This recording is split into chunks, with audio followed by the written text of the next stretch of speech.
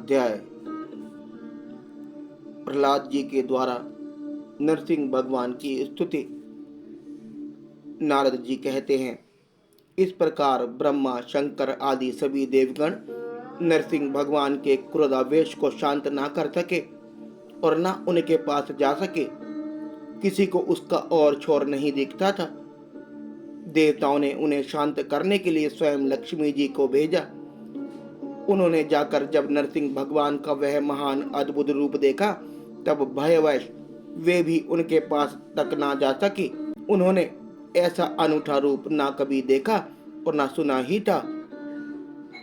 जब ब्रह्मा जी ने अपने पास ही खड़े प्रहलाद को यह कहकर भेजा कि बेटा, तुम्हारे पिता पर ही तो भगवान कुपित हुए थे, अब तुम ही उनके पास जाकर उन्हें शांत करो। भगवान के परम प्रेमी प्रहलाद जो आज्ञा कहकर और धीरे से भगवान के पास जाकर हाथ जोड़ पृथ्वी पर साष्टांग लौट गए। नरसिंह भगवान ने देखा कि नन्हा सा बालक मेरे चरणों के पास पड़ा हुआ है। उनका हृदय दया से भर गया। उन्होंने प्रहलाद को उठाकर उनके सिर पर अपना वह कर कमल रख दिया जो काल सर्प से भयभीत पुरुषों को अभयदान करने वाला है। भगवान के कर कमलों का स्पर्श होते ही उनके बचे खुचे अशुभ संस्कार भी जल गए। तत्काल उन्हें परमात्मा तत्व का साक्षात्कार हो गया। उन्होंने बड़े प्रेम और आनंद में मग्न होकर भगवान के चरण कमलों को अपने हृदय में धारण किया। उस समय उनका सारा शरीर पुलकित हो गया। हृदय में प्रेम की धारा प्रवाहित होने लगी और नेत्रों से आनंद अश्रु झरने लगे। प्रहलाद जी भावपूर्ण हृदय और निर्निमेष नैनों से भगवान को देख रहे थे। भाव समाधि से स्वयं एकाग्र हुए मन के द्वारा उन्होंने भगवान के गुणों का चिंतन करते हुए प्रेम गदगद वाणी से उनकी स्तुति की। प्रहलाद जी ने कहा, ब्रह्मा आदि देवता, ऋषि मुनि और सिद्ध पुरुषों की बुद्धि निरंतर सत्व गुण में ही स्थित रहती है, फिर भी वे अपनी धारा प्रवाह स्तुति और अपने विविध गुणों से आपको अब तक भी संतुष्ट नहीं कर सके। फिर मैं तो घोर असुर जाति में उत्पन्न हुआ हूँ। क्या आप मुझसे संतुष्ट हो सकते हैं? मैं समझता हूँ कि धन, कुलीनता, रूप, तप, विद्या, ओज, तेज, प्रभाव, बल, पौरुष, बुद्धि और योग, ये सभी गुण परम पुरुष भगवान को संतुष्ट करने में समर्थ नहीं है। परंतु भक्ति से तो भगवान गजेंद्र पे भी संतुष्ट हो गए थे। मेरी समझ से इन 12 गुणों से युक्त ब्राह्मण भी यदि भगवान कमलनाभ के चरण कमलों से विमुख हो तो उससे वह चांडाल श्रेष्ठ है, जिसने अपने मन, वचन, कर्म, धन और प्राण भगवान के चरणों में समर्पित कर रखे हैं। क्योंकि वह चांडाल तो अपने कुल तक को पवित्र कर देता है और बड़प्पन का अभिमान करने वाला वह ब्राह्मण अपने को भी पवित्र नहीं कर सकता। सर्वशक्तिमान प्रभु अपने स्वरूप के साक्षात्कार से ही परिपूर्ण है। उन्हें अपने लिए शूद्र पुरुष से पूजा ग्रहण करने की आवश्यकता नहीं है। वे करुणावश ही भोले भक्तों के हित के लिए उनके द्वारा ही पूजा ही स्वीकार कर लेते हैं। जैसे अपने मुख का सुंदर दर्पण दिखने वाले प्रतिबिंब को भी सुंदर बना देता है, वैसे ही भक्त भगवान के प्रति जो जो सम्मान प्रकट करता है वह उसे ही प्राप्त होता है। इसलिए सर्वथा अयोग्य और अनधिकारी होने पर भी मैं बिना किसी शंका के अपनी बुद्धि के अनुसार सब प्रकार से भगवान की महिमा का वर्णन कर रहा हूँ। इस महिमा का गान ही ऐसा प्रभाव है। अविद्यावश संसार चक्र में पड़ा हुआ जीव तत्काल पवित्र हो जाता है। भगवान, आप सत्वगुण के आश्रय हैं। ये ब्रह्मा आदि देवता आपके आज्ञाकारी भक्त हैं। ये हम दैत्यों की तरह आपसे द्वेष नहीं करते। प्रभु, आप बड़े बड़े सुंदर सुंदर अवतार ग्रहण करके इस जगत के कल्याण एवं अभिवृद्धि के लिए तथा इसे आत्मानंद की प्राप्ति कराने के लिए अनेकों प्रकार की लीलाएं करते हैं। जिस असुर को मारने के लिए आपने क्रोध किया था वह तो मारा जा चुका है। अब आप अपना क्रोध शांत कीजिए। जैसे बिच्छू और सांप की मृत्यु से सज्जन भी सुखी होते हैं, वैसे ही इस दैत्य के संहार से सभी लोगों को बड़ा सुख मिला है।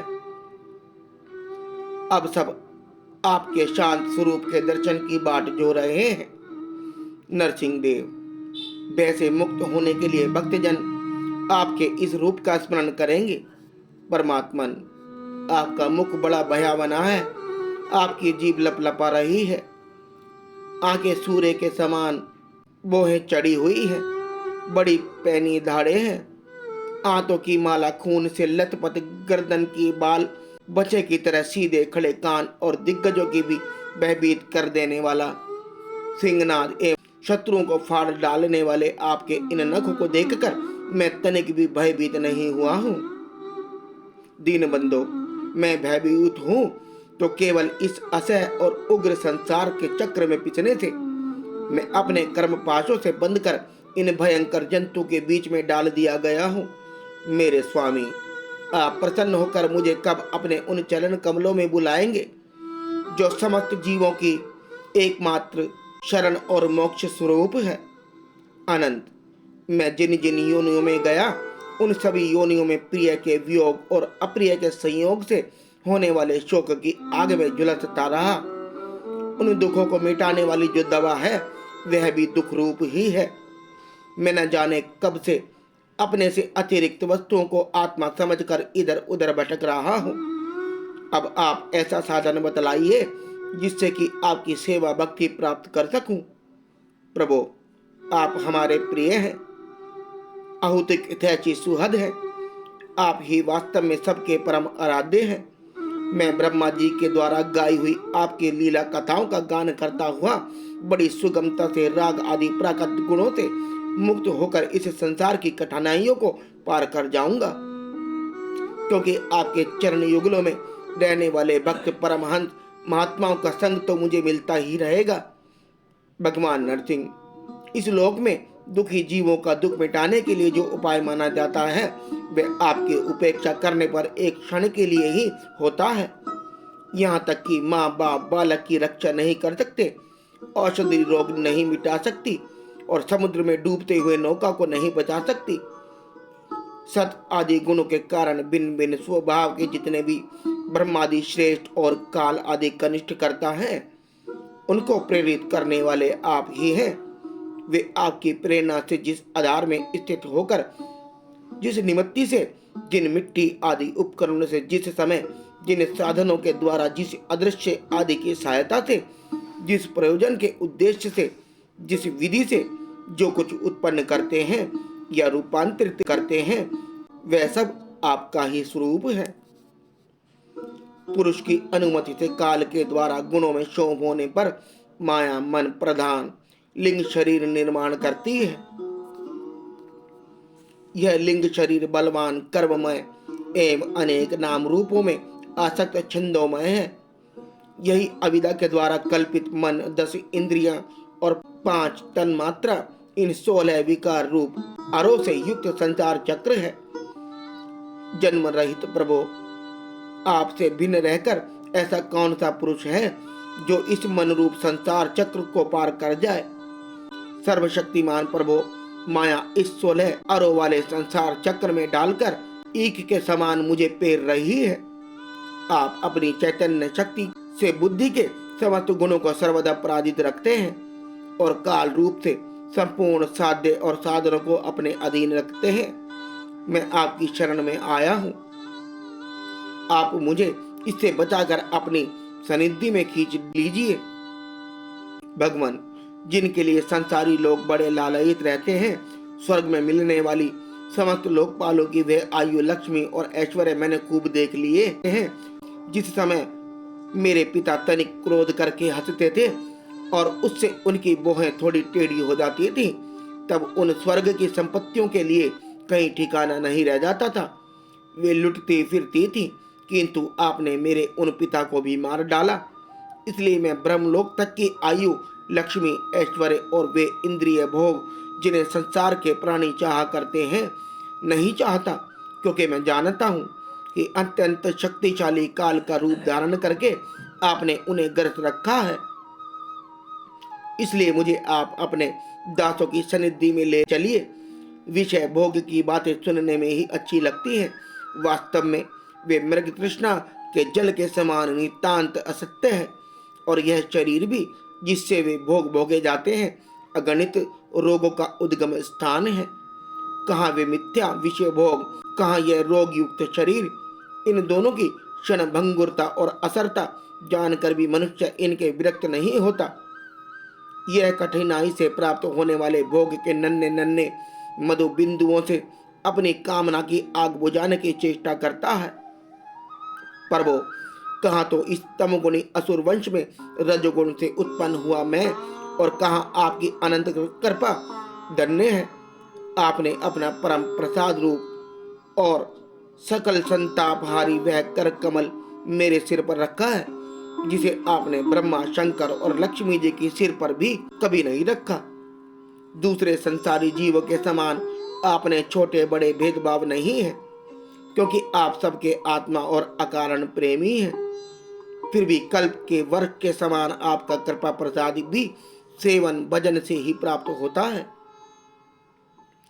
सेवा के अनुसार ही जीवों पर आपकी कृपा का उदय होता है। उसमें जातिगत उच्चता या नीचता का कारण नहीं है। भगवान, यह संसार एक ऐसा अंधेरा कुआं है जिसमें काल रूप सर्प डसने के लिए सदा तैयार रहता है। विषय भोगों की इच्छा वाले पुरुष उसी में गिरे हुए हैं। मैं भी संगवश उसके पीछे उसी में गिरने जा रहा था, परंतु भगवान, देवर्षि नारद ने मुझे अपनाकर बचा लिया। तब भला मैं आपके भक्तजनों की सेवा कैसे छोड़ सकता हूँ। अनंत, जिस समय मेरे पिता ने अन्याय करने के लिए कमर कसकर हाथ में खड्ग ले लिया और वह कहने लगा कि यदि मेरे सिवा कोई और ईश्वर है तो तुझे बचा ले, मैं तेरा सिर काटता हूँ, उस समय आपने मेरे प्राणों की रक्षा की और मेरे पिता का वध किया। मैं तो समझता हूँ कि आपने अपने प्रेमी भक्त सनकादिक ऋषियों का वचन सत्य करने के लिए ही वैसा किया था। भगवान, यह संपूर्ण जगत एकमात्र आप ही हैं, क्योंकि इसके आदि में आप ही कारण रूप थे, अंत में आप ही अवधि के रूप में रहेंगे, और बीच में इसकी प्रतीति के रूप भी केवल आप ही हैं। आप अपनी माया से गुणों के परिणाम स्वरूप इस जगत की सृष्टि करते, इससे पहले से विद्यमान रहने पर भी प्रवेश की लीला करते हैं, और उन गुणों से युक्त होकर अनेक मालूम पड़ रहे हैं। भगवान, यह जो कुछ कार्य कारण रूप में प्रतीत हो रहा है वह सब आप ही हैं, और इससे भिन्न भी आप ही हैं। अपने पराय का भेदभाव तो अर्थहीन शब्दों की माया है, क्योंकि जिसका जन्म, स्थिति, लय और प्रकाश होता है वह उसका स्वरूप ही होता है। जैसे बीज और वृक्ष कारण और कार्य की दृष्टि से भिन्न भिन्न है, तो भी गंध तन मात्र की दृष्टि में दोनों एक ही हैं। भगवान, आप इस संपूर्ण विश्व को स्वयं ही अपने में समेट कर आत्म सुख का अनुभव करते हुए निष्क्रिय होकर प्रलयकालीन जल में शयन करते हैं। उस समय अपने स्वयं सिद्ध योग के द्वारा ब्रह्मा दृष्टि को बंद कर आप अपने स्वरूप के प्रकाश में निद्रा को विलीन कर लेते हैं और तुरीय ब्रह्म पद में स्थित रहते हैं। उस समय आप ना तो तम गुण से ही युक्त होते और ना तो विषयों को ही स्वीकार करते हैं। आप अपनी काल शक्ति से प्रकृति के गुणों को प्रेरित करते हैं, इसलिए यह ब्रह्मांड आपका ही शरीर है। पहले ये आप में ही लीन था। जब प्रलयकालीन जल के भीतर शेष शैया पर शयन करने वाले आपने योग निद्रा समाधि त्याग दी, तब वट के बीज से विशाल वृक्ष के समान आपकी नाभि से ब्रह्मांड कमल उत्पन्न हुआ। उस पर सूक्ष्मदर्शी ब्रह्मा जी प्रकट हुए। जब उन्हें कमल के सिवा और कुछ भी ना दिखाई पड़ा, तब अपने में बीज रूप से व्याप्त आपको वे ना जान सके और आपको अपने से बाहर समझकर जल के भीतर घुसकर 100 वर्ष तक ढूंढते रहे, परंतु वहां उन्हें कुछ नहीं मिला। यह ठीक ही है, क्योंकि अंकुर उग आने पर उसमें व्याप्त बीज को कोई बाहर अलग कैसे देख सकता है। ब्रह्मा को बड़ा आश्चर्य हुआ। वे हार कर कमल पर बैठ गए। बहुत समय बीतने पर तीव्र तपस्या करने से जब उनका हृदय शुद्ध हो गया, तब उन्हें भूत, इंद्रिय और अंतःकरण रूप अपने शरीर में ही और प्रोत रूप से स्थित आपके सूक्ष्म रूप का साक्षात्कार हुआ। ठीक वैसे ही जैसे पृथ्वी में व्याप्त उसकी अति सूक्ष्म तन मात्र में गंध का होता है। विराट पुरुष सहस्त्रों मुख, चरण, सिर, हाथ, जंगा, नासिका, मुख, कान, नेत्र, आभूषण और आयुधों से संपन्न था। 14 लोक उसके विभिन्न अंगों के रूप में शोभायमान थे। वह भगवान की एक लीलामय मूर्ति थी। उसे देखकर ब्रह्मा जी को बड़ा आनंद हुआ। रजोगुण और तमगुण रूप मधु और कैटभ नाम के 2 बड़े बलवान दैत्य थे। जब वे वेदों को चुरा कर ले गए तब आपने हयग्रीव अवतार ग्रहण किया और उन दोनों को मारकर सत्वगुण रूप श्रुतियां ब्रह्मा जी को लौटा दी। वह सत्वगुण ही आपका अत्यंत प्रिय शरीर है।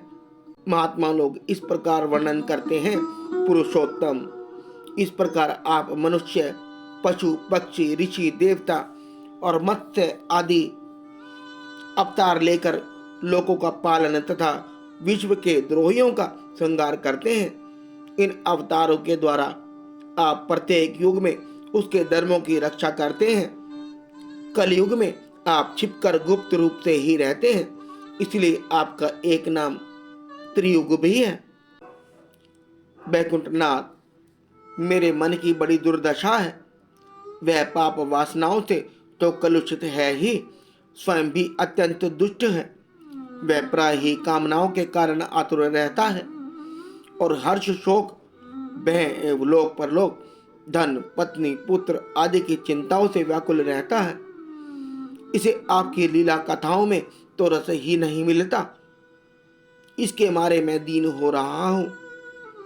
ऐसे मन से मैं आपका स्वरूप का चिंतन कैसे करूं? अच्युत, यह कभी ना अदाने वाली जीव मुझे स्वादिष्ट रसों की ओर खींचती रहती है। जन्नेंद्रियां सुंदरी स्त्री की ओर, त्वचा सुकोमल स्पर्श की ओर, पेट भोजन की ओर, कान मधुर संगीत की ओर, नासिका बीनी बीनी सुगंध की ओर, ये चपल नेत्र सौंदर्य की ओर मुझे खींचते रहते हैं। इनके सिवा कर्मेंद्रियां भी अपने अपने विषयों की ओर ले जाने को जोर लगाती ही रहती है। मेरी तो यह दशा है जैसे किसी पुरुष की बहुत सी पत्नियां उसे अपने अपने शयन गृह में ले जाने के लिए चारों ओर से घसीट रही है। इस प्रकार यह जीव अपने कर्मों के बंधन में पड़कर इस संसार रूप वैतरणी नदी में गिरा हुआ है।